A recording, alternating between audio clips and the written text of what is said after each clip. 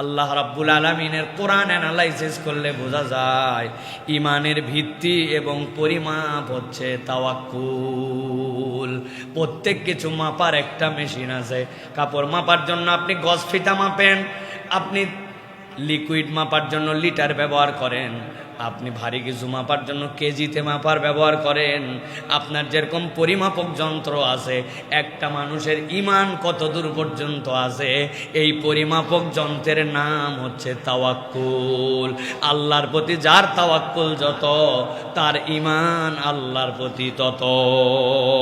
আল্লাহ সূরা মায়েদার মধ্যে বলতেছেন, ওয়ালাল্লাহি ফাতাওয়াক্কালু ইন কুনতুম মুমিনিন। মুখের ডাকে কেবল বলো না আমি ঈমানদার। আল্লাহ বলছেন যদি ঈমানদার হয়ে থাকো তাহলে ভরসা করবে কাতে? কাতে ভরসা কার উপরে হবে? আজকের এই জুমা পূর্ব সংক্ষিপ্ত অধিবেশনে আমরা আজকে যে বিষয় থেকে কথা শুনতে চাই সেটি হচ্ছে আল্লাহ রাব্বুল আলামিন বান্দাকে সৃষ্টি করার পরে ঘোষণা করেছেন যে বান্দাকে আমি দুর্বল করে সৃষ্টি করেছি, কিন্তু এই দুর্বল সৃষ্টি অবয়বগত বান্দায় আল্লাহর দেওয়া দুইটি নিয়ামত, এই দুইটি নিয়ামতে দুনিয়ার সবচেয়ে বেশি শক্তিশালী হতে পারে। আজকে আমাদের আলোচ্য বিষয় হচ্ছে যে গুণে মানুষ দুনিয়ার মধ্যে সবচেয়ে শক্তিশালী হিসাবে নিজেকে প্রমাণ করতে পারে, এমন গুণ আমাদের ধারণ করা প্রয়োজন। সুতরাং কোরআন সুন্নাহর আলোকে আমরা দেখব আল্লাহ রাব্বুল আলামিন মূলত প্রকৃত শক্তিশালী মানুষ হিসাবে কাদেরকে উপস্থাপন করেছেন, কাদেরকে আল্লাহ রাব্বুল আলামিন শক্তিশালী মানুষ বলেছেন, এবং এই শক্তিশালী মানুষগুলির গুণাগুণ কি। আল্লাহ যেন এই কথাগুলি শুনে আমাদেরকে আল্লাহর দেওয়া তরিকা অনুযায়ী প্রকৃত শক্তিশালী মানুষ হওয়ার মতো তৌফিক দান করেন। সকলে বলেন আল্লাহুম্মা আমিন। প্রিয় ভাইয়েরা, মানুষ বড় দুর্বল। মানুষ সৃষ্টিগতভাবেই আল্লাহ রাব্বুল আলামিন তাকে দুর্বলতা দিয়েই সৃষ্টি করেছেন। না আমার চোখ বিড়ালের থেকে বেশি ভালো দেখে রাতে, না আমার কান বাঘের থেকে ভালো শোনে, না আমার ঠান্ডা সহ্য ক্ষমতা সামান্য একটা কেঁচোর থেকেও আমার বেশি নয়। সব দিক দিয়ে আমি নাজুক, কিন্তু এই নাজুক মানুষকেই আল্লাহ রাব্বুল আলামিন বলছেন এমন গুণাগুণ আছে তার মধ্যে একটা, ওই গুণাগুণের কারণে আল্লাহ ওই বান্দাকে দুনিয়ার শ্রেষ্ঠ শক্তিশালী আল্লাহর সৃষ্টি হিসাবে পরিগণিত করে নেন। সুবহানাল্লাহ। প্রাথমিকভাবে আমরা সূরা ইউনূসের ৮৩ থেকে ৮৫ এই কয়েকটা আয়াতে কারিমা থেকে আমরা এই ভাবটা আগে নেওয়ার জন্য চেষ্টা করব আল্লাহ রাব্বুল আলামিন মূলত কি বুঝাতে চান। আমরা মূসা আলাইহিস সালামের কথা জানি, আমরা ফেরাউনের কথা জানি। ফেরাউনের কওমের কাছে মূসা আলাইহিস সালামকে প্রেরণ করা হয়েছিল, এটিও আমরা জানি। সাথে সাথে এও জানি খুব কম সংখ্যক মানুষই ফেরাউনের ওই অবস্থা থেকে মূসা আলাইহিস সালামকে সাপোর্ট করেছিল, মূসা আলাইহিস সালামের কাছে এসেছিল। কিন্তু আল্লাহ বলছেন যে কয়জন মানুষই মূসার সাথে ছিল তারা এমনভাবে একটা শক্তি অর্জন করেছিল যেই শক্তির কারণে ফেরাউনের পুরা বাহিনীও এই ক্ষুদ্র বাহিনীটাকে পরাজিত করতে পারে নাই। পৃথিবীর ইতিহাস এই জন্য প্রমাণ করে যে মানুষের মধ্যে যদি একটা গুণাগুণ থাকে, দুনিয়ার সকল শক্তি যদি একত্রিত হয়, ওই গুণওয়ালাদেরকে পরাজিত করা সম্ভব নয়। আল্লাহ রাব্বুল আলামিন বলছেন দুনিয়ার মানুষ, উম্মতে মুহাম্মাদি, তোমরা তোমাদের প্রতি মূসার কাহিনী তোমাদের কাছে এমনি এমনি বলি নাই। আল্লাহ তোমাদের দীক্ষা দেওয়ার জন্য বলছেন ফামা আমানা লিমূসা ইল্লা যুররিয়াতুম মিন কওমিহি। ইমাম ইবনে কাসির বলছেন আল্লাহ রাব্বুল আলামিন মূলত বুঝাতে চাচ্ছেন মূসা আলাইহিস সালাম যখন দাওয়াত দেওয়া শুরু করলেন, মানুষকে আল্লাহর দিকে ডাকলেন, ওই মানুষগুলাকে হেদায়েতের পথে আহ্বান করলেন। ছোট্ট একটা গোত্র ছাড়া মুসা আলাইহিস সালামের ডাকে কেউ সাড়া দিল না। কেউ মুসা আলাইহিস সালামের কথায় আল্লাহর প্রতি ঈমান আনলো না, তবে আনলো অল্প একটু একটা ছোট্ট দল। আল্লাহ রাব্বুল আমিন বলছেন কেন তারা ঈমান আনলো না? অযৌক্তিক কারণে নয়, যৌক্তিক তাদের একটা কারণ ছিল। কি কারণ? আল্লাহ বলছেন আলা খাউফিম মিন ফিরাউন ওয়া মালাইহিম, তাদেরকে যতই বলা হয় তোমরা ঈমান আনো, কিন্তু তারা ঈমান আনে না। কেননা তারা জানতো ফেরাউন এবং তার এমন একটা সেনাবাহিনী আছে, যদি কেউ শুনতে পারে একবার যে মুসা আলাইহিস সালামের পক্ষ অবলম্বন করেছে, আর এই লোকগুলি মুসা আলাইহিস সালামের পক্ষ অবলম্বন করার কারণে ফেরাউনের দল ত্যাগ করেছে, তাদের প্রতি এমন শাস্তি নেমে আসতো যেইটা কল্পনার মধ্যেও নিতে পারে না। আল্লাহ বলছেন এই ফেরাউন এবং তার সেনাবাহিনীর ভয়ে ছোট্ট একটা দল ছাড়া মুসার দলে আর কেউ আসে নাই। আল্লাহ রাব্বুল আমিন বলছেন আইয়াফতিনাহুম, তাদেরকে পরীক্ষার মধ্যে ফেলে দিবে। ফেরাউন তাদেরকে পরীক্ষায় ফেলবে, তার দলবল তাদেরকে পরীক্ষায় ফেলবে। তবে আল্লাহ বলতেছেন আর তোমরা যা মনে করতেছো যে তোমাদের ঈমান আনলে এমন সমস্যা কোথায়, আল্লাহ নিজেই বলছেন ওয়া ইন্না ফিরআউনা লাআলিন ফিল আরদি ওয়া ইন্নাহু লামিনাল মুসরিফিন। পুরা কোরআনে আল্লাহ কোথাও আর কারো ব্যাপারে এই কথা বলেন নাই। আল্লাহ ফিরআউনের ব্যাপারে নিজেই বলছেন সে এমন অবাধ্যচারী, এমন অবাধ্য, আল্লাহর দুনিয়ায় সৃষ্টিকুলের মধ্যে ফিরআউনের মতো অবাধ্য আর কেউ হতে পারে না। আল্লাহ সাথে সাথে বলছেন ওয়া ইন্নাহু লামিনাল মুসরিফিন, এই মানুষটা আল্লাহ রাব্বুল আলামিনের থেকে গাফেলি নয়, কেবল জুলুমবাজ।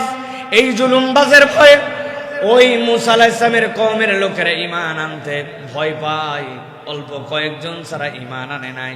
আল্লাহ বলছেন ওয়াকালা মুসা ইয়া কওমি ইন কুনতুম আমানতুম বিল্লাহ। তবে মুসা এত ভয়, এত দাপট, এত উদ্ধত আচরণ, এত সৈন্যবাহিনী থাকার পরেও মুসা আলাইহিস সালাম কওমকে ডেকে বললেন ও আমার কওম, আমি তোমাদেরকে বললাম ইন কুনতুম আমানতুম বিল্লাহ, যদি সত্যি সত্যি আল্লাহর প্রতি তোমরা ঈমান এনে থাকো, আমি দায়িত্ব দিচ্ছি তোমাদেরকে ফাআলাইহি তাওয়াক্কালু ইন কুনতুম মুসলিমিন। যদি আল্লাহর প্রতি ঈমানই আনো, দুনিয়ার কোনো দিকে আর তোমার ভরসা করার দরকার নাই।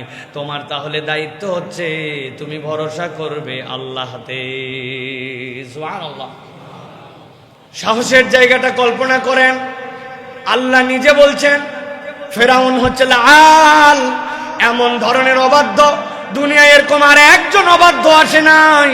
মুসরিফিন, কাউকে হিসাব করে কোনো কিছু করে না, যা মন চাই তাই করতে পারে, এমন তার সৈন্যবাহিনী আছে যেই সৈন্যবাহিনী ফাইট করা লাগে না, ওই সৈন্যবাহিনী যাকে ধরে এমন ভাবে সাইজ করে ওইটা দেখে ঈমান আনতে পারে না।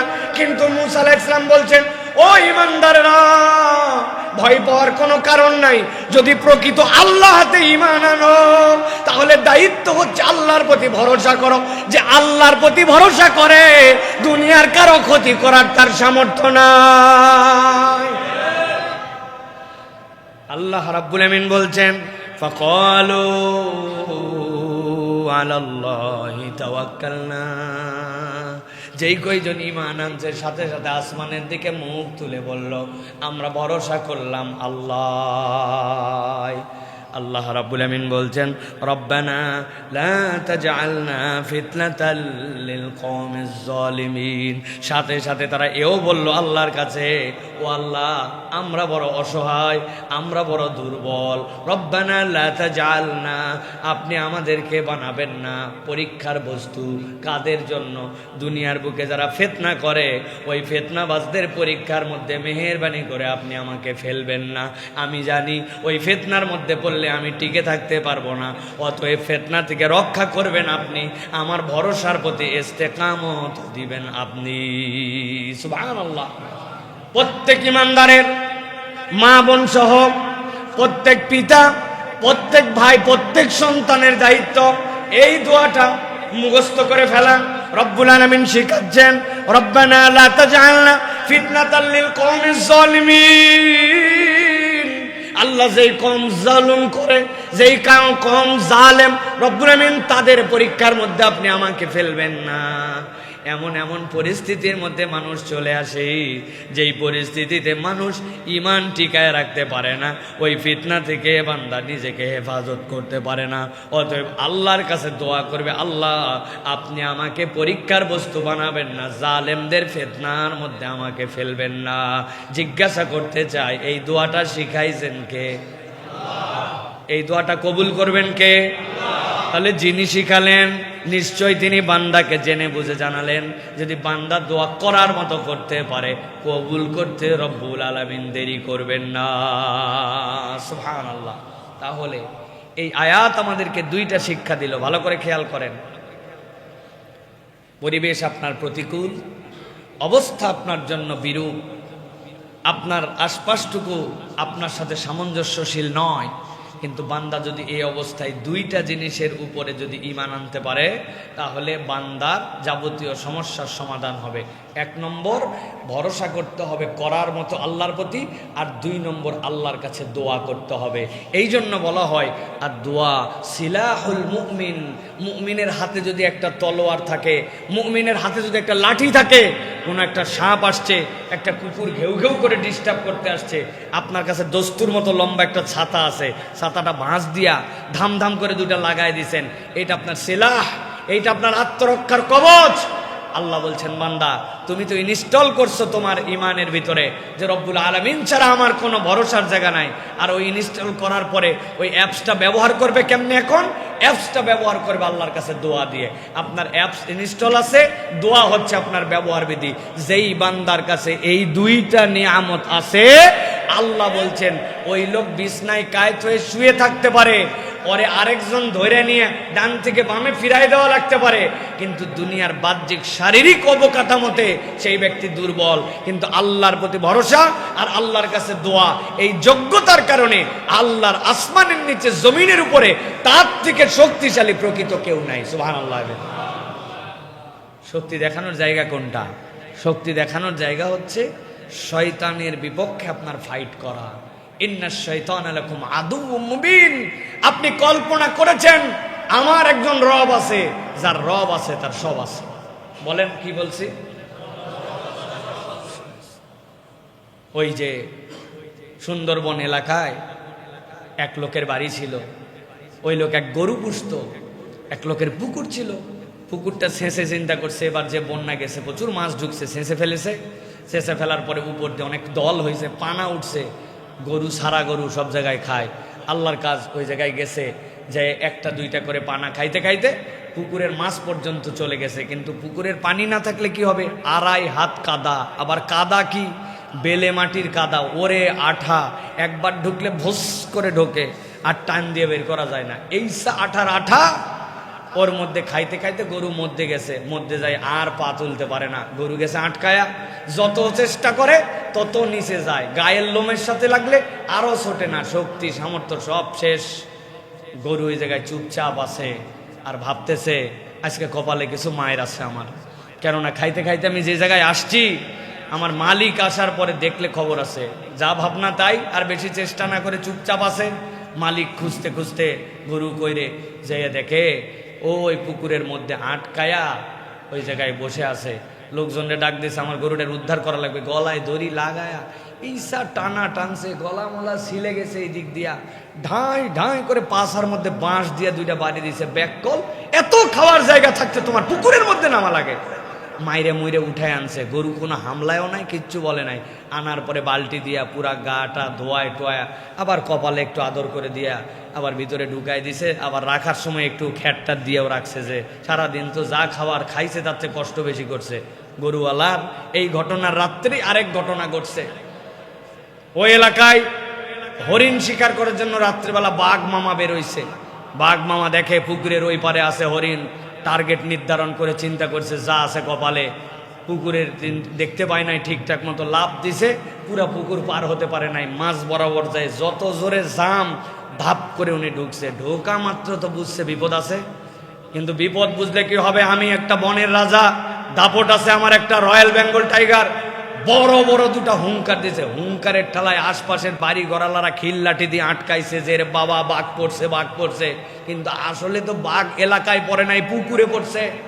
উঠার জন্য বহুত চেষ্টা, যতই উঠতে চাই ততই ডাক মারে, কাজ হয় না। যত দাপাদাপি করে লোমে টোমে আটকায়া 1.5 ঘন্টার প্রচেষ্টায় এবার বাঘ নিজেকে স্যালেন্ডার করে চুপচাপ আছে, আর খালি সময় গুনতেছে। আর এলাকার লোক দোয়া করতেছে, আল্লাহ আমার বাচ্চা রক্ষা করো, আমার গরু ছাগল রক্ষা করো। আর বাঘ খালি চিন্তা করতেছে, আল্লাহ আমার জান রক্ষা করো। পরের দিন সকাল আস্তে আস্তে করে দরজা টরজা খুলছে, খোলা টোলার পরে লোকজন এও দেখতে দেখতে দেখে হ্যাঁ পুকুরের মধ্যে বাঘ আটকাইছে। আর যাবে কই, লম্বা লম্বা বাঁশ টাস নিয়ে এসে যার যেখানে আছে পিটায়া পাটায়া। এক মহিলা কোলে করে এক বাচ্চা নিয়ে আসছে, যে বাবা একটু সাইড দাও। কয় আপনার কি কাম? কয় বাবা বড় হয়ে যেন আমার বাচ্চাটা গল্প করতে পারে যে পিটায়া বাঘ মারছিল, একটা বাড়ি দিতে দে। কোলের বাচ্চারে দিও একটা বাড়ি দিছে, ছোট বাচ্চারও বাড়ি দেওয়া হয়েছে। বাঘ মারার এই দিন প্রত্যেক দিন আসে না। আমি বুঝানোর জন্য বলছি, বাঘ অনেক শক্তিশালী। পুকুরে আটকাইছিল, গরুর তার কোনো শক্তি ছিল না, কিন্তু গরুর একজন রব ছিল, একজন মালিক ছিল। ওই জন্য হালকা মায়ের খাওয়ার পরেও আদর করে তুলে নিয়ে আসছে। আর বাঘ তার ওই এলাকার কোনো মালিকানা নাই, এই জন্য বাঁশের বাড়ি ওই শিশু বাচ্চাটাও পাশার মধ্যে খায় মরা লাগছে। আপনি আমি যদি মনে করি অভিভাবক শূন্য, রব শূন্য, আপনার ব্যালেন্স থাকতে পারে অনেক, আপনার দাপট থাকতে পারে অনেক, শারীরিক শক্তি থাকতে পারে অনেক, আপনার আসলে কিচ্ছু নাই, কেননা আপনার অভিভাবক নাই। আর ইমানদার ফিল করে তার কিচ্ছু নাই, কিন্তু আমার আছে আল্লাহ, যার আছে আল্লাহ তার আছে সব, ঠিক কিনা? এই জন্য আমরা রব শূন্য নই, আমরা আল্লাহ রাব্বুল আলামিন শূন্য নয়। আপনাকে ফিল করতে হবে কার উপর ভরসা করতেছি, তার উপরে ভরসা করতেছি। আল হাইয়ুল কাইয়ুম, যিনি চিরঞ্জীব, আদি অনন্ত, ইন্নাহু আলা কুল্লি শাইইন কাদির, যিনি যা ইচ্ছে তাই করতে পারেন, ওই রকম রব আমার রব। এটা আমাদের দুনিয়ার মামু খালুর মতো নয়, ঠিক কি না? আল্লাহ রাব্বুল আলামিন এই জন্য বলছেন, মানুষের মাঝে যদি কেউ শক্তিশালী মানুষ হতে চায়, আল্লাহ রাব্বুল আলামিনের প্রতি যেন সে ভরসা করে। তাওয়াক্কুল হচ্ছে জীবনের সকল সংকট এবং প্রতিকূলতার থেকে উত্তরণের সবচেয়ে বড় সহায়ক। আল্লাহ রাব্বুল আলামিনের কোরআন অ্যানালাইসিস করলে বোঝা যায় ইমানের ভিত্তি এবং পরিমাপ হচ্ছে তাওয়াক্কুল। প্রত্যেক কিছু মাপার একটা মেশিন আছে। কাপড় মাপার জন্য আপনি গজ ফিতা মাপেন, আপনি লিকুইড মাপার জন্য লিটার ব্যবহার করেন, আপনি ভারী কিছু মাপার জন্য কেজিতে মাপার ব্যবহার করেন। আপনার যেরকম পরিমাপক যন্ত্র আছে, একটা মানুষের ঈমান কত দূর পর্যন্ত আছে, এই পরিমাপক যন্ত্রের নাম হচ্ছে তাওয়াক্কুল। আল্লাহর প্রতি যার তাওয়াক্কুল যত, তার ঈমান আল্লাহর প্রতি তত। আল্লাহ সূরা মায়েদার মধ্যে বলতেছেন, ওয়ালাল্লাহি ফাতাওয়াক্কালু ইন কুনতুম মুমিনিন। মুখের ডাকে কেবল বলো না আমি ইমানদার। আল্লাহ বলছেন যদি ইমানদার হয়ে থাকো তাহলে ভরসা করবে কাতে? কাতে ভরসা কার উপরে হবে? রব্বুল আলামিনের প্রতি আপনাকে ভরসা করতে হবে। ইন কুনতুম মুমিনিন, তুমি ডিক্লার দিয়েছো যে আমি ইসলাম নামক স্কুলের মধ্যে ঢুকেছি, আল্লাহ বলছেন সিলেবাসটা গ্রহণ করে নাও। তোমার সিলেবাস কি? আল্লাহ বলছেন তোমার সিলেবাস হচ্ছে আল্লাহর প্রতি তোমাকে ভরসা করতে হবে। রমাদান আমাদেরকে আল্লাহর প্রতি ভরসা করতে শেখায়। বান্দা আল্লাহ রাব্বুল আলামিনের প্রতি কেবল ভরসা করে। প্রিয় ভাইয়েরা, দুনিয়াতে আমাদের যে সিয়াম, এই সিয়ামটা হচ্ছে দুই ধরনের। একটা ছোট্ট করে প্র্যাকটিস করতেছি, সেটা হচ্ছে এই মাসের মধ্যে, আরেকটা পুরা জীবনটাই আমাদের সিয়াম। একটু হিসাব মিলান। আপনার আমার সিয়াম যেটা আমি রাখছি, এই সিয়াম রাখছি আমরা, রোজা রাখছি আমরা ফজর থেকে শুরু করে সূর্য অস্ত যাওয়া পর্যন্ত, তাই না? এটা আমাদের 1 মাসের প্র্যাকটিস। আর পুরা জীবনের সিয়াম, বালেগ হয়ে গেছেন, বালেগ হওয়া থেকে শুরু করে মৃত্যু পর্যন্ত আপনার আমার সিয়াম। সিয়াম থাকা অবস্থায় বৈধ স্ত্রী আমার তুমি টাচ করতে পারবা না। কে বলছেন? আল্লাহ। আল্লাহ রাব্বুল আলামিন বলছেন তোমার জীবনেও বললাম সম্পদ অনেক, টাকা পয়সা অনেক, এটা তোমার না, জমির আয় এটা এরপরে তোমার না, তুমি নিতে পারবা না। তাহলে আপনার সিয়াম এই জায়গাতে বৈধ নির্দেশ, আপনি আল্লাহর হুকুম থাকার পরে আপনি নিচ্ছেন না, এই জায়গাতেও আপনি নিচ্ছেন না। আপনি হিসাব মিলালে দেখবেন এই ছোট্ট 1 মাসের সিয়াম লাইফ টাইমের সিয়ামের মধ্যে আপনার আমার রিফ্লেক্ট হচ্ছে। তবে ইন্টারেস্টিং পয়েন্ট হচ্ছে, সিয়াম যদি কারো একবার ভেঙে যায় তাহলে ওই সিয়ামকে জোড়া লাগানো যায় না। যায়? সকাল 11টার দিকে আপনি ঢকঢক করে অনেক ক্ষুধার কারণে পানি 2 গ্লাস খেয়ে ফেলাইছেন, খাওয়ার পরে বলছেন, ও মাই গড আল্লাহ, আই এম এক্সট্রিমলি সরি আল্লাহ, আমি খুব রং করে ফেলছি আল্লাহ, আল্লাহ তুমি আমাকে মাফ করে দাও, আমি শয়তানের প্ররোচনায় প্ররোচিত হয়ে মাত্র 1.5 গ্লাস পানি খাইছি আল্লাহ, তোমার কাছে সরি। বলেন তো ভাই, যত কৌশলে যত ধরনে আল্লাহর কাছে সরি বলুক, ইংরেজিতেই বলুক আর বাংলাতেই বলুক, ওই সিয়াম যে ভাঙছে, ওই সিয়ামকে ওই দিনের জন্য জোড়া লাগানো যাবে? কথা মনে হয় বোঝেন নাই, যাবে না? আমার বাচ্চারা ছোট যেটা, এর দিনে 3টা রোজা করতেছে আল্লাহ রহমতে, এবং হিসাব দিছে যে বাবা তাহলে 30 দিনে তোমার 99টা রোজা হয়। আমি বললাম 90 হয়, কিন্তু 99 কেমনে? ওই মা একদিন বলছে 4টা রোজাও হয়েছে কোন দিনের। এখন আমাদের ছোট বাচ্চার বুঝ দেওয়া এটা, কিন্তু আমাদের সিয়াম কি এরকম সম্ভব ভাই? কিন্তু জীবনের যে সিয়াম, আল্লাহ ওই জায়গায় একটা এক্সেপশনালিটি রেখেছেন। মৃত্যুর গড়গড়ির ফেরেশতা আসার আগ মুহূর্তেও আমি বুঝছি যে আল্লাহর এই অবাধ্যতা ছিল, আমার তো সিয়াম ভঙ্গ ছিল, কিন্তু আমি যেই তওবা করছি আল্লাহ ওই সিয়ামটা আবার জোড়া লাগাই দিয়েছেন। আল্লাহ বলছেন আমি তোরে মাফ করে দিলাম। এই প্র্যাকটিসটা ছোট থেকে বড় পর্যন্ত রব্বুল আলামিন পার করেন। এটা কে আল্লাহর প্রতি এই কাজটা করতে পারে? যেই ব্যক্তি আল্লাহর প্রতি ভরসা করে সেই কেবল এই কাজটা করতে পারে। আল্লাহর পর কি ভরসা করে? ভরসা করে আমার ভালো মন্দ তিনিই করতে পারেন, হিসাব করে জাহান্নামে তিনিই দিতে পারেন, জাহান্নাম থেকে তিনিই আমাকে বাঁচাতে পারেন, তিনিই আমাকে সৃষ্টি করেছেন। এই বিশ্বাসের বোধের জায়গাটা জাগ্রত করে সিয়াম। সিয়াম ছাড়া এইটা কেউ জাগ্রত করতে পারে না। অতএব বান্দা যদি তাওয়াক্কুল করতে চায় তাহলে সিয়ামের সময় থেকে আল্লাহর প্রতি আপনার তাওয়াক্কুলটা নিতে হবে, ঠিক কিনা ভাই? আল্লাহ রাব্বুল আলামিন কর্মবাচক শব্দ, এই হিসাবে কোরআনুল কারীমের মধ্যে সিফাতি এই গুণ আল্লাহ রাব্বুল আলামিন 5 জায়গাতে আল্লাহ ব্যবহার করেছেন। অদ্ভুতভাবে আল্লাহ রাব্বুল আলামিন তাওয়াক্কুল শব্দটার ডাইমেনশন এনেছেন। আল্লাহ সূরা নিসার 132 নম্বর আয়াতে বলছেন, ওয়ালিল্লাহি মা ফিস সামাওয়াতি ওয়া মা ফিল আরদ ওয়া কাফা বিল্লাহি ওয়াকিলা। ওই যে আসমান উপর দিকে তাকায় দেখো বান্দা, তাকায় দেখো, আমি তো আসমান কেবল তাকায় দেখি বলি স্কাই ইজ ব্লু, কিন্তু কল্পনাও করি নাই আসমানটা কি। আমি যা দেখতেছি এইগুলা মেঘমালার কিছু উপর পর্যন্ত, প্রথম আসমান যে কত দূর পর্যন্ত বিজ্ঞানীরা এখনো বের করতে পারে নাই। আল্লাহর এরকম 7টা আসমান আছে। আল্লাহ বলছেন বান্দা জেনে রাখ, তোর রব 7 আসমানের মালিক আর 7 জমিনের মালিক। তুই জাত তার উপরে ভরসা করতেছিস না, তুই ভরসা করতেছিস আল্লাহর উপরে। আল্লাহ বলছেন ওয়াকাফা বিল্লাহি ওয়াকিলা, তত্ত্বাবধায়ক হিসাবে, উকিল হিসাবে আল্লাহ যথেষ্ট। সুবহানাল্লাহ। আমি যে উকিল ধরছি, বাংলাদেশে পড়ালেখা করা নয়, 1000 মামলা পরিচালনা করছে, এর মধ্যে প্রায় 800 মামলা জিতছে। বিচারকের সামনে দাঁড়ালে তার আর্জি দেখলে পর্যন্ত বিচারকরা ভয় পায়। এমন একজন আইনজীবী যিনি সরকারি দলের প্রধান এবং বিরোধী দলের প্রধান 2 জনার কেস একসাথে লড়ে। ব্যারিস্টার রফিকুল হকের নাম মনে আছে আপনার? ওনার একটা ভাষা আমার মাথার মধ্যে গেঁথে গেছে। বলে কি তোমরা লেখো, কেস তো সামনে যায় বলতে হয় না, যেই লেখাটা আর্জি দেওয়া হয় ওই আর্জিটাই হচ্ছে মূল কেস। ওই এমন লেখা লিখবো, ওই লেখা দিয়ে লটকায় ফেলবো। কি বলছে?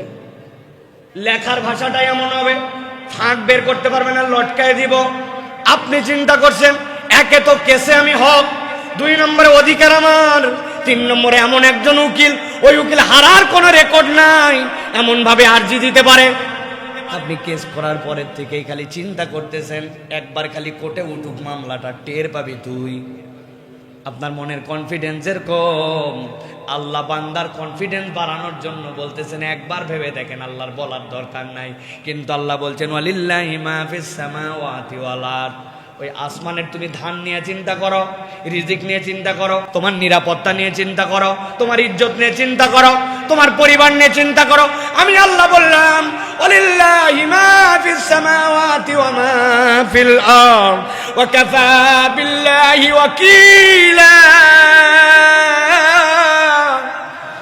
বান্দা তোমার চিন্তার কোনো কারণ নাই, আসমান জমিনের ভিতরে যা কিছু আছে সব আল্লাহর। আর ভরসা করার জন্য ভরসা স্থল হিসাবে আল্লাহই তোর জন্য যথেষ্ট। আল্লাহ রাব্বুল আলামিন পরের আয়াতে বলতেছেন সূরা আহজাব ৩ নম্বর আয়াতের মধ্যে ওয়া তাওয়াক্কাল আলাল্লাহ ওয়া কাফা বিল্লাহি ওয়াকিলা। বান্দা তুই রবের উপর ভরসা করে দেখ, তোর রব কেমনে তোর তত্ত্বাবধায়ক হয়ে যায়।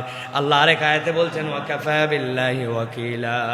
আল্লাহ রাব্বুল আলামিন এরপরে বলছেন সূরা তালাকের মধ্যে, সূরা ইমরানের ১৭৩ নম্বর আয়াতের মধ্যে আল্লাহ বলছেন হাসবুনাল্লাহু ওয়া নি'মাল ওয়াকিল। আল্লাহ আমার জন্য যথেষ্ট, তত্ত্বাবধায়ক হিসাবে তিনি আমার রব। আল্লাহ এরপরে বান্দাকে আরো বোঝানোর জন্য বলছেন ওয়া মাইয়া তাওয়াক্কাল আলাল্লাহ ফাহুয়া হাসবুহু। কেউ যদি আল্লাহর প্রতি একবার ভরসা করে, আল্লাহ বলছেন আল্লাহ তার জন্য যথেষ্ট হয়ে যায়। সুবহানাল্লাহ, এর থেকে বড় কে আপনাকে বুঝাবে? আল্লাহ রাব্বুল আলামিন দয়া করে বুঝাচ্ছেন। যার যত বড় ক্ষমতা হয় তার কথার অ্যাপ্রোচ তত পাওয়ারফুল হয়, বলার ধরনটা একটু ভিন্ন রকম হয়। ভাই এত কথা বলার সময় নাই আমার হাতে। যদি ভরসা করতে পারো করো আমার উপরে, কি করতে পারি না পারি আশপাশের তো শুনে নিও। আমাদের দুনিয়াবি ধরনে এটা না ভাই, পাওয়ার আমার এরকম, আমি বোঝাচ্ছি এরকম করে। ভাই এত কথা বলা লাগবে কেন ভাই? মূল কথা বলো, কয় টাকা লাগবে বলো। ভারী ২-৪-৫ টাকা নিয়ে আবার প্যাটার প্যাটার করে কাহিনী শোনাতে আসে, এত শোনার সময় নাই। মানে ওনার অনেক টাকা আছে, উনি ২-৪-৫ হাজার টাকা দিয়ে আমার ধরনের কম।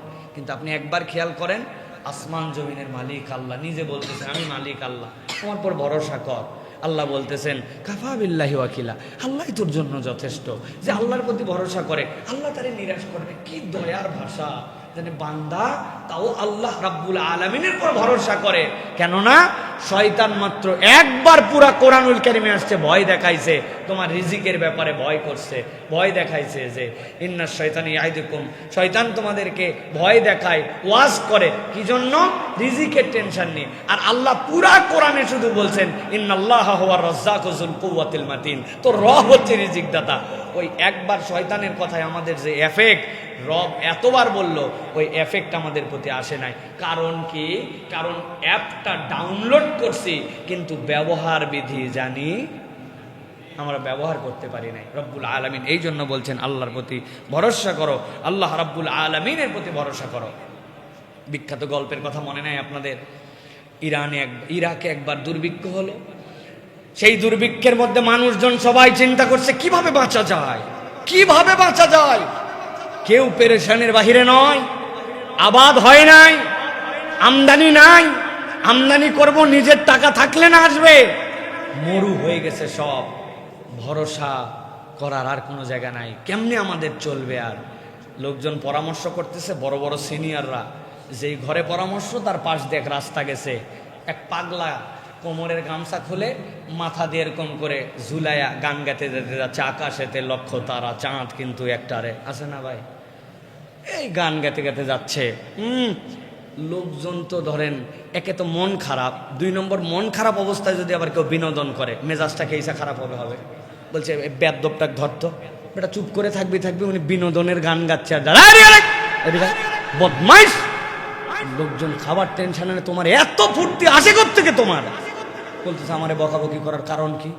বলতেছে জানো না তুমি আমাদের দুর্ভিক্ষ, আমাদের খাবারের অভাব, আমরা কেমনে চলবো এই চিন্তা করছি, পরামর্শ সভা হচ্ছে, তুমি গান লাগাইছো না? ওই চিন্তা আপনাদেরটা আপনি করেন, আমার চিন্তা আমার করা আছে। তোর কি চিন্তা করা আছে রে? ঠিক করে বল। কয় আমি এমন একজন মালিকের গোলাম, ওই বাড়িতে যেই বাড়িতে কাজ করি উনার 2 তলা 3 তলা গোলা আছে, ওই গোলাতে কি পরিমাণ জব, কি পরিমাণ আটা, কি পরিমাণ গম আর কি পরিমাণ খেজুর সংরক্ষণ করা আছে এই মরদ জানে। ইরাকের পুরা খাবার দাবার বন্ধ হয়ে গেল, 2 বছরের মধ্যে আবার খাবার চলে আসবে। 2 বছর পর্যন্ত আমার মালিক স্টক করে রাখছে। আপনাদের চিন্তা আপনি করেন, আমার কি এর চিন্তা? আমি তো গান গাবো, আবার গান ধরছে। এই কথা শোনার সাথে সাথে ওখানে একজন আলেম ছিলেন, তিনি বললেন সুবহানাল্লাহ, আমার তো চক্ষু উন্মোচিত হয়ে গেছে। দুনিয়ার এক গোলাম, তার মনিবের 1 বছরের খাবার সংরক্ষিত আছে, এতে করেই তার অন্তরের মধ্যে প্রশান্তি আছে যে আমার কোনো টেনশন নাই। আর সকল মনিবের মনিব আল্লাহ, যার কাছে সব খাদ্য সংকট। আমরা কিসের প্ল্যান করতেছি? চাও তার কাছে। যদি কেউ একবার ভাবতে পারে আমার মনিব আল্লাহ, যার ভান্ডারের কোনো শেষ নাই, এই বিশ্বাস দিলে ঢুকলে ওই লোকের থেকে শক্তিশালী মানুষ আল্লাহর দুনিয়ায় নাই। কিন্তু আমি ওই তাওয়াক্কুলটা শুধু করতে পারি না প্রিয় ভাইরা। এই জন্য আল্লাহ রাব্বুল আমিন আপনাকে আমাকে তাওয়াক্কুল শেখাচ্ছেন। নবী করিম সাল্লাল্লাহু আলাইহি ওয়াসাল্লামের একজন বিখ্যাত সাহাবী ছিলেন আসমা বিনতু উমাইস। আসমা বিনতু উমাইস যখন ঈমান আনলেন, ঈমান আনার পরে এই আসমা বিনতু উমাইসের সাথে বিয়ে হলো জাফর ইবনে আবু তালেব। জাফর ইবনে আবু তালেবের সাথে যখন আসমা বিনতু উমাইসের বিয়ে হলো, বিয়ে হওয়ার পরে অত্যাচার বেড়ে গেল। মক্কার লোকেরা নানানভাবে কষ্ট দিতে শুরু করলো। নবী করিম সাল্লাল্লাহু আলাইহি সাল্লাম হযরত জাফর রাদিয়াল্লাহু তাআলা আনহুকে নির্দেশ দিলেন, জাফর তুমি এখানে থেকো না, তুমি হাবাসায় হিজরত করে চলে যাও। আসমা বিনতু উমাইস বললেন, আমাদের দুঃখ, আমরা ঈমান আনলাম মুহাম্মদ সাল্লাল্লাহু আলাইহি ওয়াসাল্লামের প্রতি, তার পাশে থাকব, কিন্তু আমরা কেমনে এই বিরহটা সহ্য করব? রাসূলুল্লাহ সাল্লাল্লাহু আলাইহি ওয়াসাল্লামকে দেখলে আমাদের পেটের ক্ষুধা চলে যায়, যত কষ্ট পায় নবীর মুখ একবার দেখলে দুনিয়ার সব ভুলে যায়। যত আমাদের হতাশা থাক, আল্লাহ রসুলের মুখ থেকে একটা বাক্য শুনলে আমাদের অন্তরগুলা সূর্যের থেকে বেশি আলোকিত হয়ে যায়। আমরা ঈমান আনলাম, আবার হাবাসায় চলে যাব। এত দুঃখ আসমা বিনতু উমাইসের। কিন্তু তিনি বলতেছেন, হাজার দুঃখের পরে একটা প্রশান্তি খুঁজতাম। কি প্রশান্তি? হযরতে জাফর ইবনে আবু তালেব দেখতে হুবহু কপি অফ মুহাম্মদুর রাসূলুল্লাহ সাল্লাল্লাহু আলাইহি ওয়াসাল্লাম ছিলেন। বলে আমি যখন আমার স্বামীর দিকে তাকাতাম, আমি মুহাম্মদ সাল্লাল্লাহু আলাইহি ওয়াসাল্লামের একটা নমুনা দেখতে পাইতাম। সুবহানাল্লাহ। যখন হেঁটে যেতেন জাফর ইবনে আবু তালেব, অনেকে ভুল করে জাফর ইবনে আবু তালেবকে ইয়া মুহাম্মদ বলে ডাক দিয়ে ফেলতো। উনি ঘুরছেন, ও জাফর। এত মিল দুইজনের চেহারার মধ্যে, কাছাকাছি। রাসূলুল্লাহ সাল্লাল্লাহু আলাইহি ওয়াসাল্লামের চেহারার সাথে কম্পেয়ার করার মতো তো কেউ নাই, কিন্তু লুকিংটা, হাঁটা চলাটা হযরত জাফরের সাথে মিল ছিল। হযরতে আসমা বিনতু উমাইস রাসূলুল্লাহ সাল্লাল্লাহু আলাইহি ওয়াসাল্লামের নির্দেশে হাবাসায় সফর করে চলে গেলেন। যাওয়ার পরে কিছুদিনের মধ্যে তাদের একটা সন্তান হলো। সন্তানের নাম রাখলেন আব্দুল্লাহ। এরপরে দেখতে দেখতে আবার একটা সন্তান হলো, সেই সন্তানের নাম রাখলেন মুহাম্মদ। আরেকটা সন্তান হলো, তার নাম রাখলেন আওন। হযরত আসমা বিনতু উমাইস বলতেছেন, আল্লাহ আমাকে পরম সৌভাগ্যবান বানাইছেন। আমার স্বামী দেখতে যেরকম মুহাম্মাদুর রাসূলুল্লাহ সাল্লাল্লাহু আলাইহি সাল্লামের মতো দেহ কাটিংটা, আমার আব্দুল্লাহর মুহাম্মদ নামের যেই 2 সন্তান, এরাও দেখতে আমার নবীর মতো হয়েছিল। নবীজি সাল্লাল্লাহু আলাইহি সাল্লাম হিজরত করে মদিনায় চলে গেলেন। যাওয়ার পরে খবর পাঠায় দিলেন, ও আসমা বিনতু উমাইস আর জাফর, আর হাবাসায় থাকতে হবে না, মদিনায় চলে আসো। খুশিতে আনন্দে হিল্লোলে হযরতে জাফর রাদিয়াল্লাহু তাআলা রওনা হয়ে গেলেন মদিনার দিকে। হযরতে জাফর রাদিয়াল্লাহু তাআলা যখন মদিনায় পৌঁছালেন, আল্লাহ নবী সাল্লাল্লাহু আলাইহি ওয়াসাল্লামের কাছে খবর দেওয়া হলো, ইয়া রাসূলুল্লাহ, আব্দুল্লাহ, মুহাম্মদ, আওন আর জাফর তার পরিবার নিয়ে মদিনার দিকে চলে আসছে। আল্লাহ নবী এত খুশি হলেন, লাফ দিয়ে দাঁড়ায় যায়া দৌড়ায় দৌড়ায় তাদেরকে রিসিভ করার জন্য যাচ্ছেন। সাহাবায়ে কেরাম বলতেছে, আল্লাহ নবী যখন হযরতে জাফরের কাছে আলিঙ্গন করার জন্য যাচ্ছিলেন, তার গায়ের চাদর সরতে সরতে মাটি দিয়ে ছেঁচড়ায় যাচ্ছিল। নবীজি খেয়াল করতে পারেন নাই, তার আনন্দটাই এত বেশি ছিল। হযরতে জাফরকে বুকের সাথে জড়ায় ধরলেন। ঠিক ওই দিনেই খাইবার বিজয়ের খবর আসছে মদিনায়। মদিনায় আনন্দের হিল্লোল।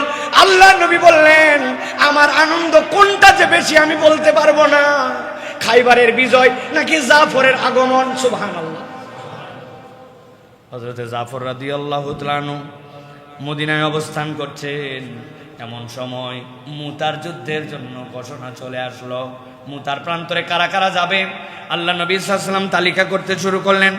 তালিকা করার সময় আল্লাহ নবী সাল্লাল্লাহু আলাইহি ওয়াসাল্লাম হযরতে জাফরের নাম দিয়ে দিলেন 1 নম্বর। বললেন জাফর 1 নম্বর কেবল নয়, আমার আরো 2 জন সেনাপতি লাগবে। হযরত জাফর রাদিয়াল্লাহু তাআলার নাম যখন সিলেক্ট হয়ে গেল, এরপরে যখন আরো 2 জন সেনাপতির নাম আসলো, মানুষের স্বাভাবিকভাবে যুদ্ধবিদ্যা যারা জানে তারা বুঝলো এই যুদ্ধটা সহজ যুদ্ধ হবে না।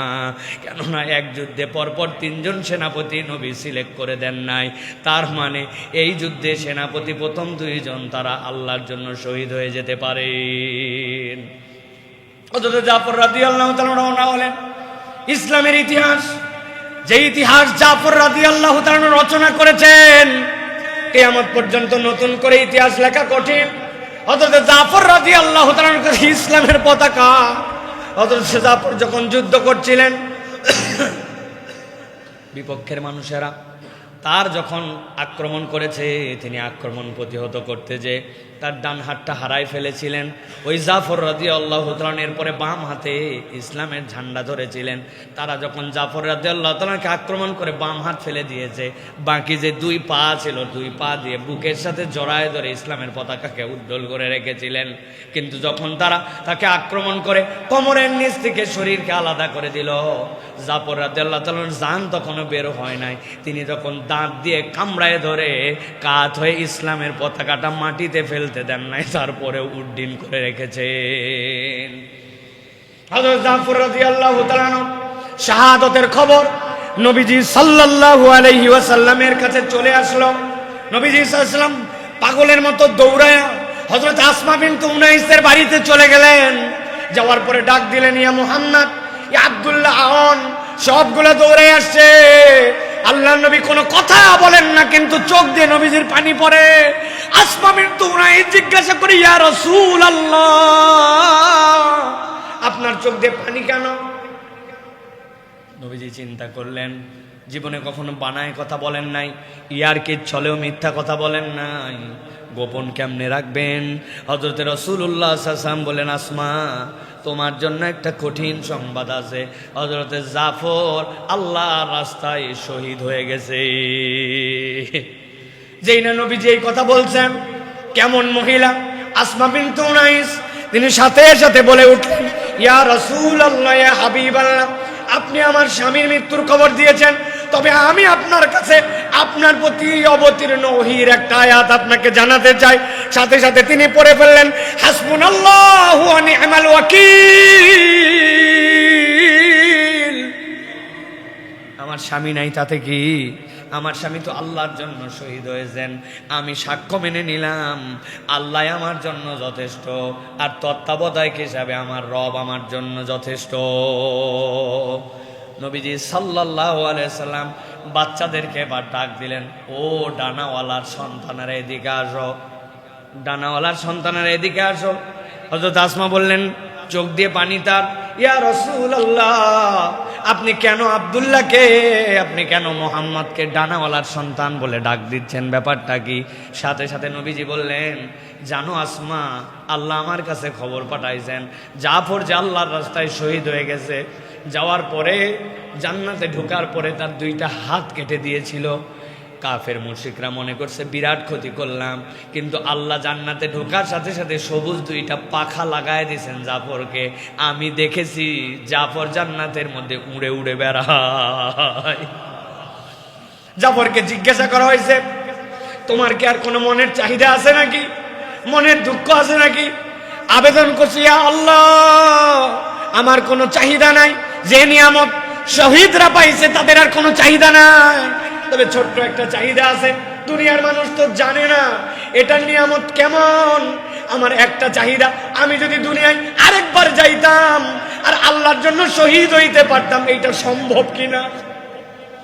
বলে না, মৃত্যু একবারই মানুষের জন্য আর সম্ভব নয়। হযরতে আসমা বিনতে উনাইস এই যে বলেছিলেন হাসবুনাল্লাহু ওয়া নি'মাল ওয়াকিল, দুনিয়ার মানুষ প্রমাণ পেয়েছে তার এই ভরসা করার দ্বারা আল্লাহ তাকে কি নিয়ামত দিয়েছিলেন। হযরতে আবু বকর রাদিয়াল্লাহু তাআলা আনহু যখন বয়স হয়ে গেল, খলিফাতুল মুসলিমিন হয়ে গেলেন। খলিফাতুল মুসলিমিন হওয়ার পরে হযরত আবু বকর রাদিয়াল্লাহু তাআলা আনহুর স্ত্রী ছিলেন উম্মে রুম্মান। উম্মে রুম্মান যখন ইন্তেকাল করলেন, ওদিকে জাফর রাদিয়াল্লাহু তাআলার স্ত্রী হযরতে জাফর রাদিয়াল্লাহু তাআলার স্ত্রী তখন বিধবা। উম্মে রুম্মান ইন্তেকালের পরে আবু বকর রাদিয়াল্লাহু তাআলা প্রস্তাব পাঠালেন আসমার কাছে যে আসমা কি বিবাহে যদি রাজি থাকে খলিফাতুল মুসলিমিন আবু বকর তাকে বিবাহ করতে চান। বিবাহের প্রস্তাব মেনে নিয়ে খলিফাতুল মুসলিমিনের স্ত্রী হয়ে গেলেন আবু বকর রাদিয়াল্লাহু তাআলা। এরপরে ইন্তেকাল করলেন। আবু বকর রাদিয়াল্লাহু তাআলা ইন্তেকাল করার পরে এরপরে হযরতে আলী রাদিয়াল্লাহু তাআলা যখন আবার খলিফাতুল মুসলিমিন হলেন তখনও আসমা বেঁচে ছিলেন। আসমা বেঁচে থাকা অবস্থাতে হযরতে আলী রাদিয়াল্লাহু তাআলার স্ত্রী ফাতেমা রাদিয়াল্লাহু তাআলা যখন ইন্তেকাল করলেন তিনি তখন প্রস্তাব পাঠালেন আসমা যদি রাজি থাকে তাহলে তাকে আমি বিবাহ করতে চাই।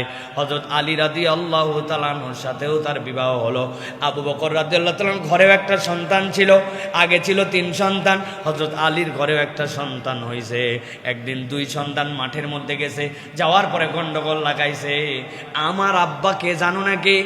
সাহেবুল গার, নবীজি সাল্লাল্লাহু আলাইহি ওয়াসাল্লামের সাথে গারে হেরার মধ্যে ছিল। নবী করিম সাল্লাল্লাহু আলাইহি ওয়াসাল্লামের প্রথম মুসলমান, তার সাথে নবুয়তের আগের থেকে বন্ধুত্ব। নবীজির লাইফে এমন কোনো দিন নাই একবার অন্তত আবু বকর রাদিয়াল্লাহুর সাথে মিলিত হন নাই। আমি হচ্ছি তার সন্তান। আলী রাদিয়াল্লাহু তাআলার ঘরে যে সন্তান সে বলল শেরে খোদা আসাদুল্লাহ হচ্ছেন আলী রাদিয়াল্লাহু তাআলা। খাইবারের যুদ্ধে এমন দরজা উত্তোলন করেছেন 40 জন লোক মিলে উঠতে পারে না। তোমার আব্বা তো একজন লোক, আমারটা 40 বাপের সমান শক্তিশালী, 2 জন লাগাইছে ঝগড়া। আসমা রাদিয়াল্লাহু তাআলার কাছে বিচার আসছে, নিজের বাপের বড়াই নিয়ে 2 জন ঝগড়া করে, ইসলামী বংশের গৌরব করা নিষেধ। কিন্তু আসমা রাদিয়াল্লাহু তাআলা এমন বুদ্ধিমতী মহিলা ছিলেন, তিনি বললেন ঝগড়া করার কোনো কারণ নাই, সমাধান আমার কাছে আছে। বৃদ্ধ এবং বয়োজ্যেষ্ঠদের মধ্যে আবু বকর রাদিয়াল্লাহু তাআলা থেকে ভালো মানুষ আমি আর দেখি নাই। আর ইয়াংদের মধ্যে থেকে, শাবাবদের মধ্যে থেকে আলীর থেকে শ্রেষ্ঠ পুরুষ আমি দেখি নাই। কারো বাপই ছোট নয়, 2 জনই আল্লাহর কাছে মকবুল। হাসবুনাল্লাহু ওয়া নি'মাল ওয়াকিল।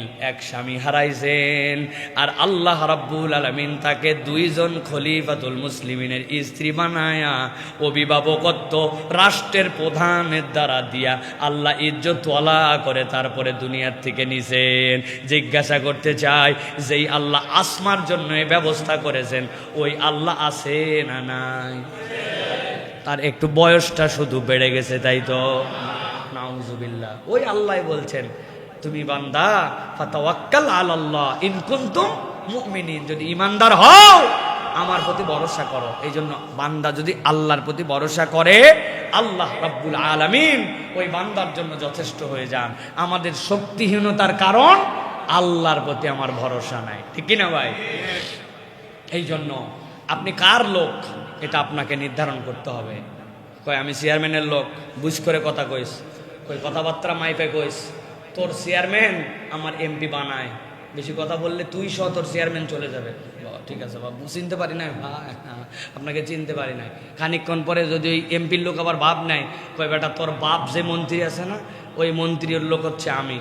তো এমপির লোকও চিন্তা করবে নমিনেশনের জন্য, অন্তত মন্ত্রীর লোকরে ঘাটানোর দরকার নেই, কোন জায়গার কথা কোন জায়গায় চলে যায়। ভাই ঠিক আছে ভাই, আসলে বুঝি নাই তো ভাই, আল্লাহ আপনার ইজ্জত দিছে, আপনার ইজ্জত করাই উচিত। এই পিক আপ নেওয়ার পরে ওই জায়গায় একজন যদি আসে বলে ও ভাই একটু বুঝ করে কথা বলেন, আমার তেমন কারোর সাথে সম্পর্ক নেই, আমি শুধু প্রধানমন্ত্রীর সাথে থাকি, আমি যা বলি উনি আমার কথা ফেলে না, এই কথা যদি শোনে তো মন্ত্রীর প্যালপিটেশন উঠে যাবে না ভাই? তা আপনি কেন বলতে পারেন না যে আমি আল্লাহর লোক? কেন বলতে পারেন না আমি আল্লাহর লোক? এই কথা যে বলতে পারে তার থেকে ওরা শক্তিশালী মানুষ আর দুনিয়ায় নাই। দিল্লির রাস্তায় 2 জন একসাথে যাচ্ছিল, হালকা বৃষ্টি হয়েছে, চপ্পল চপাস চপাস করে উঠছে, স্বামী স্ত্রী বিয়ে খাওয়ার জন্য যায়, ওই চপ্পলের কাদা লেগে গেছে বইয়ের গায়ে, যাবে কোথায়? বুড়া ব্যাককল, চলাফেরা জানো না, জুতার কাদা বইয়ের গায়ে, ঠাস করে এক মুরব্বীর গালে থাপ্পড় লাগাই দিছে। 1 কথা 2 কথা, মুরব্বীর কোনো দোষই নাই, রাস্তা কাদা, জুতা লাগতেই পারে, কিন্তু আমার প্রিয় তোমার গায়ে লাগাইছে কাদা, আমার জিগরি, আমার দোস্ত, আমার জান, তাকে করছো তুমি অপমান, তুমি ইচ্ছাই করো আর অনিচ্ছাই করো, থাপ্পড় একটা দিয়ে দিছে। খানিকক্ষণ পরে ছটফট করতে করতে ওই যুবক শেষ, ওই মহিলা ডাক দিচ্ছে এলাকার মানুষকে, আমার স্বামীরে বাঁচান, আমার স্বামীরে বাঁচান, ওই মুরব্বী মায়েরা ফেলাইলো আমার স্বামীরে। লোকজন মুরব্বীরে ধরে আনছে, কি ব্যাপার? ইয়াং একটা ছেলে রাস্তার মধ্যে ছটফট করে জীবন চলে গেল, আপনি কি করলেন? আমি আল্লাহর কসম কিচ্ছু করি নাই। ওই মুরব্বীকে সাথে সাথে ইনফরমেশন দিছে ওই লোকজন আশপাশে, এই ঘটনা ঘটছিল, আমার স্বামী তাকে থাপ্পড় দিছে, নিশ্চয়ই তিনি কিছু করছে, তাছাড়া এরকম তো হওয়ার কথা নয়। ওই মুরব্বী তখন বলছে, বিশ্বাস করো আমার গায়ে যে শক্তি দেখতেছ, এতে ওরে মারিও নাই, কিছু করি নাই, কিন্তু আমি কোনো অন্যায় করি নাই। তার প্রিয়তমা তার গায়ে কাদা লাগার জন্য সে সহ্য করতে পারে না, আমারে থাপ্পড় দিছে। আমার মনে একটু ব্যথা লাগছে যে এই কষ্টটা তো আমাকে দেওয়া উচিত হয় না, আমি তো ইচ্ছা করে করি নাই। তবে আমারও একজনের সাথে বন্ধুত্ব আছে, তিনি আল্লাহ। এখন আমার কষ্ট দেখে আমার বন্ধু যদি কোনো অ্যাকশান নেয়, হোয়াট ক্যান আই ডু? আমার বন্ধু আল্লাহ, তিনি যদি কোনো অ্যাকশন নিয়ে থাকে তার ব্যাপার, আমি কিছু করি না। অতএব মেপে যোগে চলতে হবে, বুঝতে হবে সম্পর্কটা দুনিয়ার যে আমাদের মুআমেলাতে থাকবে সকলের সাথে, কিন্তু একটা ভ্যালুয়েবল সম্পর্ক ক্রিয়েট করতে হবে আল্লাহর সাথে। সিয়াম ছাড়া এই সুযোগ আপনাকে দুনিয়ায় আর কেউ দেয় না। আমি আল্লাহর জন্যই না খেয়ে থাকি, আমি আল্লাহর জন্যই ভয় করি, আমি আল্লাহ রাব্বুল আলামিনের জন্যই ইবাদত করি, আমি আল্লাহর জন্যই কেবল নিবেদিত হয়েছে। as-sawmu li wa ana ajzi bi, সব ইবাদতের রিওয়ার্ড দিবেন বলেছেন, আর এই ইবাদতের রিওয়ার্ড স্বয়ং আল্লাহ বলেছেন। এই সুযোগ বান্দার জীবনে আর নাই। অতএব কেউ যদি আল্লাহর প্রতি তাওয়াক্কুল করে আল্লাহকে আপন বানাতে চায়, এই রমাদানের বাকি 18 দিন কাজে লাগান। প্রিয় ভাইয়েরা, শয়তান আমাদেরকে গাফেল করে। মানুষ যেভাবে গাফলতি করে, এটা যদি আমরা বিশ্লেষণ করি, 3 ভাবে মানুষ গাফেল হয়। কবির মনোযোগে খেয়াল করেন। যারা যারা ঘুমায় গেছেন তারা তারা হাত তোলেন। কেউ ঘুমান নাই, পেছনে একজন খালি ঘুমাইছে। ভালো করে খেয়াল করেন, মানুষকে শয়তান কিভাবে প্ররোচিত করে আর কিভাবে মানুষ বাঁচবে একটা গাইডলাইন আল্লাহ দিয়েছেন। কখনো কখনো শয়তান অজ্ঞতা দিয়ে প্ররোচিত করে। আপনার জ্ঞানই নাই, আপনি প্ররোচিত হয়ে গেছেন। মাস্তানি একটা ফতুয়া মেরে দিয়েছে, উমুকের পিছে তারাবি হবে না, 15 বছর বয়স হয়েছে তারপরেও তারাবি হবে না। কত বড় মুফতি সাহেব আছে না এরকম? এটা অজ্ঞতা দিয়ে তাকে প্ররোচিত করে ফেলছে। 2 নম্বরে কখনো কখনো স্মৃতির উপরে আবরণ ফেলে দেয়। আমার মনে হয়েছে আসরের নামাজ পড়ে ফেলছে, অথচ এশার পরে মনে হয়েছে ওই দিন আসর পড়ি নাই। স্মৃতির প্রতি আবরণ ফেলে দিয়ে আমাদেরকে ভুলায় দেয় শয়তান, অনেক সময় হয় কিনা। 3 নম্বরে কখনো কখনো মানুষকে শয়তান তার নফসের অনুসারী বানায় দেয়। ওই ব্যক্তির ইলাহ তখন আল্লাহ নয়, ওই ব্যক্তির ইলাহ তখন অন্তর হয়ে যায়। আমার কথা নয়, আল্লাহ রাব্বুল আলামিন বলছেন, আফারাআইতা মান ইত্তাখাযা ইলাহাহু হাওয়া ওয়া আদাল্লাহু আল্লাহু আলা ইলমিন ওয়া খাতামা আলা সামইহি وقلبه وجعل على بصره غشاوة فمن يهديه من بعد الله أفلا تذكرون। আল্লাহ বলছেন, তুমি কি দেখো নাই এমন কতগুলো মানুষ আছে, মিথ্যুক নাম্বার 1, উপরে উপরে বলে আমার মালিক আল্লাহ, কিন্তু কাজে কর্মে আচরণে ওর অন্তর হচ্ছে তার ইলাহ। অন্তর কি? রোজা রাখছে আল্লাহর জন্য, কিন্তু ঈদের দিনে বেহায়া হয়ে ঘুরে বেড়ায়। ওই বেপর্দা হয়ে যে ঘুরলো, তার যুক্তি হচ্ছে 5000 টাকার কাপড়, এইটা যদি বোরখার নিচে থাকে তাহলে কেমনে হয়? ইলাহ তাহলে কে? তার ইলাহ হচ্ছে তার শয়তান, ইলাহ হচ্ছে তার অন্তর। আল্লাহ বললেন মুখবর্তী, তুমি দাড়িটা ছেড়ে দাও, পুরুষ হিসেবে তোমারে আমি এই নিয়ামত দান করছি। আর উনি বুঝাইছে এখনো বয়স হয় নাই, মুখে দাড়ি রাখলে আনস্মার্ট লাগে। এটা কে বুঝাইছে আপনাকে? বলেন না কে বুঝাইছে? শয়তান না, আপনার অন্তর শয়তান বুঝাইছে। এটা আপনার ইলাহত্ব থেকে এখানে আপনাকে বের করে নিয়ে আসে। আল্লাহ বলছেন, ওয়াদাল্লাহুল্লাহু আলা ইলমিন, আল্লাহ তারে গাফেল বানায় দেন। ও খতামা আলা সামঈহি, কান আছে কিন্তু আল্লাহর কথা ঢোকে না। ও কলবিহি, আল্লাহ তার অন্তর আর কানের উপরে আবরণ ফেলে দেন। আপনি এরকম অনেক লোক খুঁজে পাবেন, 1000 দিনের কথা বলেন, দিন শেষে তার দিলে দিনের কথা ঢোকে না। আছে না? কথা বলেন, আছে না? আবার বলছেন আছে, বলেন না আমরা শিখাইছেন আপনাদেরকে, এটা আমাদেরকে বলতে হবে। আমরা কিসের আছে? আছে। আল্লাহ রাব্বুল আলামিন বলছেন, ওয়াজআলা আলা বাসারিহি গিশাওয়া, বাপরে চোখ দিয়ে দেখতে পায়, নিখুঁত ড্রাইভিং করতে পারে, শুয়ের ভিতরে খালি চোখে ঢুকায় দিতে পারে সুতা, কিন্তু আল্লাহ বলছেন ওয়া বাসারা আলা গিশাওয়াতিন, তার চোখের মধ্যে আমি রব্বুল আলামিন ওয়া বাসারিহি গিশাওয়া, আমি চোখের মধ্যে আবরণ দিয়ে দিয়েছি। তার মানে এই দেখা সেই দেখা নয়, আপনার এমন একটা দৃষ্টিভঙ্গি আছে যেইটা দিয়ে আপনি ইসলামের সৌন্দর্য দেখতে পান, ঠিক কি না? আন্দোলন করে দর্শনের বিচার করতে হবে, প্রকাশ্যে বিচার করতে হবে, ফাঁসি দিতে হবে, ফাঁসি চাই, ফাঁসি দিতে হবে। তুমি কে আমি কে, আসিয়া আসিয়া দেয়। গতকালকে থেকে আমি কি পরিমাণ কান্নাকাটি করছি, কি পরিমাণ অন্তরের মধ্যে ব্যথা এই বাচ্চাটার জন্য। আমার মেয়েরা আমাকে জিজ্ঞাসা করছে, বাবা তুমি কাঁদতেছো কেন? আমি আমার মেয়েদেরকে উত্তর দিতে পারি নাই। বলেন তো, আমার একটা মেয়ের বয়স 11 বছর, একটার বয়স 6 বছর, আরেকটার বয়স 4 বছর, এরে এই কেস কেমনে বুঝাবো? আমি উত্তর দিতে পারি নাই। দুনিয়ার সব মানুষের চোখের পানি যদি এক করেন, তারপরেও এই বাচ্চাটার যে ব্যথা, এই ব্যথাকে আপনি এক ফোঁটার সমান মিলাতে পারবেন না।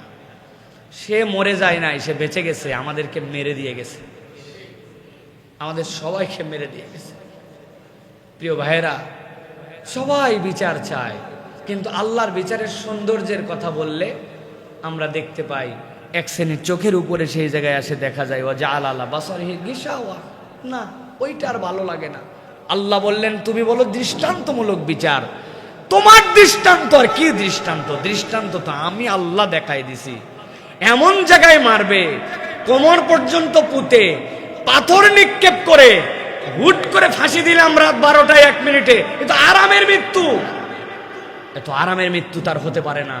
এটার নাম দৃষ্টান্ত, এটা আল্লাহর দেওয়া পদ্ধতি। আপনি বলতেছেন ধর্ষকের ফাঁসি চাই, দ্রুত সময়ে বিচার চাই, তাকে প্রকাশ্যে ফাঁসি দিতে হবে। না, আপনি আল্লাহ রাব্বুল আমিনের বিচার বোঝেন নাই, এই কথা বললেই তখন আবার বন্ধু বেজার, তখন উনি আর এটা নিতে পারে না। তার মানে আল্লাহর বিচারে সে সন্তুষ্ট নয়। আমরা বলতে চাই, আল্লাহর ওয়াস্তে অন্য কোন ক্ষেত্রে ইসলামের বিধান আপনার পছন্দ হোক বা না হোক, নারী নির্যাতন, যেটা নারীকে সবচেয়ে বড় সম্মান দিয়েছে ইসলাম, ইসলামের থেকে বেশি সম্মান নারীকে কেউ দিতে পারে নাই। ও বোন, ও নারীবাদী, ও ফেমিনিস্ট, আমি আপনাদের পায়ে হাত দিয়ে বলতেছি, ইসলাম স্টাডি করে দেখেন। পৃথিবীতে 200 বছর আগে নারীর উত্তরাধিকার ছিল না, শিশুদেরকে হত্যা করা হতো। ভারত সহ পুরা পৃথিবীতে নারী ভ্রূণ হত্যা করা হয়, এমনকি আইন করতে বাধ্য হয়েছে আলট্রাসোনোগ্রাম করার সময় জেন্ডার বলে দেওয়া যাবে না, কিন্তু এর দ্বারা নারী হত্যা বন্ধ হয় নাই। আর ইসলাম এই নারীকে এমন মর্যাদার আসনে বসাইছে যেটার কল্পনা নাই, যেটার তুলনা নাই।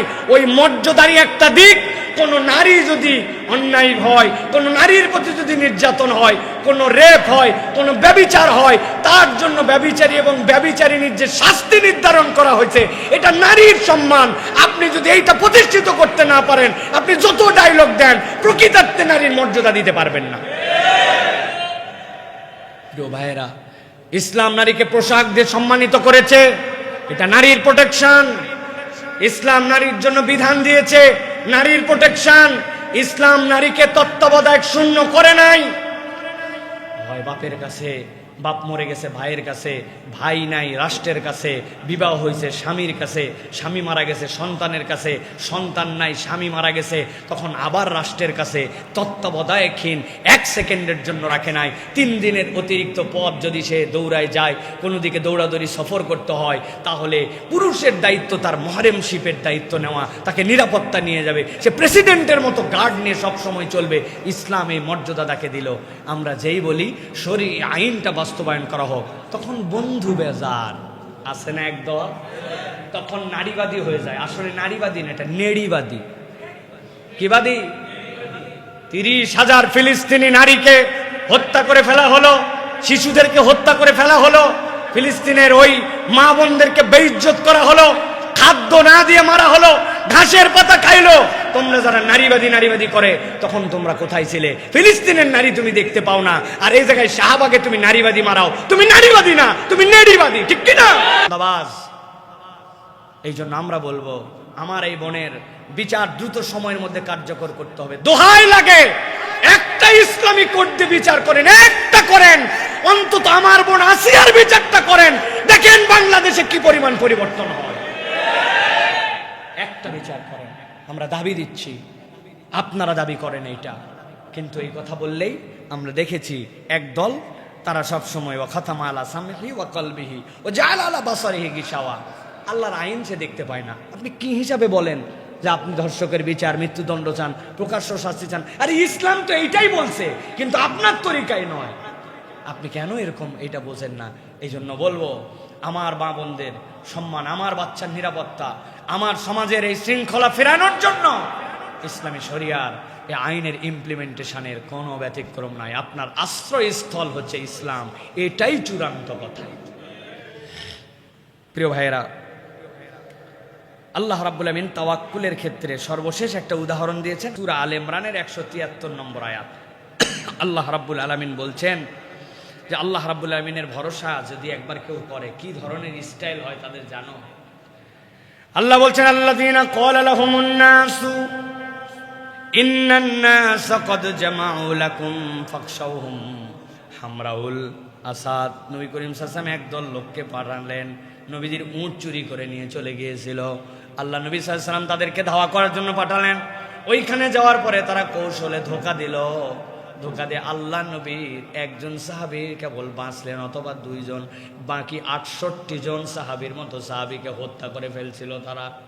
আল্লাহ নবীর কাছে এত ধাক্কা লাগছে এইটা। আল্লাহ রাব্বুল আলামিন বলছেন, কিন্তু ধাক্কা লাগলে কি হবে? তাদের ইমানের তেজটা কেমন ছিল জানো নাকি? তাদেরকে বললো আল্লাযীনা ক্বালা লাহুমুন নাস, মানুষ তাদেরকে বলল ইন্নান নাসা ক্বাদ জামাউ লাকুম, বহু লোক হচ্ছে কিন্তু সাবধান হও, লোক কিন্তু বাইরে গেছে, তোমরা কম, তোমরা কিন্তু টিকতে পারবা না, শেষ হয়ে যাবে।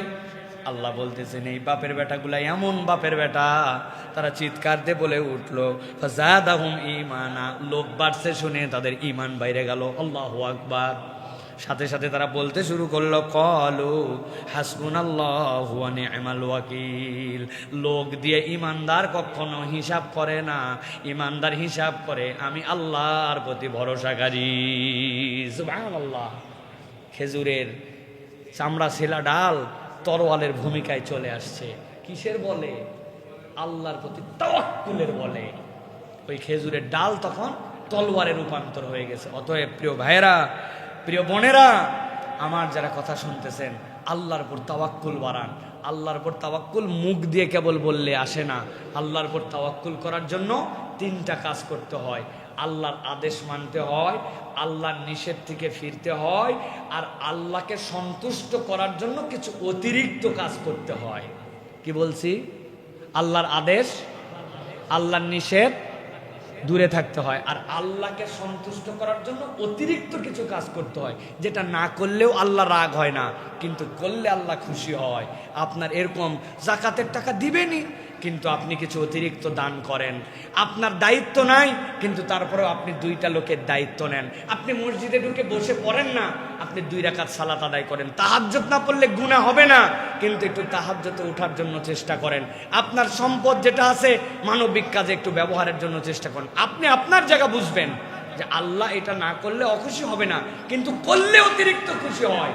আল্লাহর আদেশ মানে, নিষেধ থেকে ফিরে, আর আল্লাহকে খুশি করার জন্য কাজ করে। এই 3 কাজ করলে এই অ্যাপস রান করে, নচেত খালি মুখে বললে হবে না আল্লাহ ভরসা। এই লোক যদি টায়ার বাস্ট হয় তো দৌড়ায় সবার আগে। এই আল্লাহ ভরসা আমাদের। অতএব আমরা যদি প্রকৃত শক্তিশালী হতে হয়, তাহলে আল্লাহর প্রতি তাওয়াক্কুল বাড়াতে হবে। পারবো তো ইনশাআল্লাহ? আল্লাহ তাআলা আমাদেরকে কবুল করুক, বল আল্লাহুম্মা আমিন। আল্লাহ আমাদেরকে বোঝার তৌফিক দান করুক, বল আল্লাহুম্মা আমিন।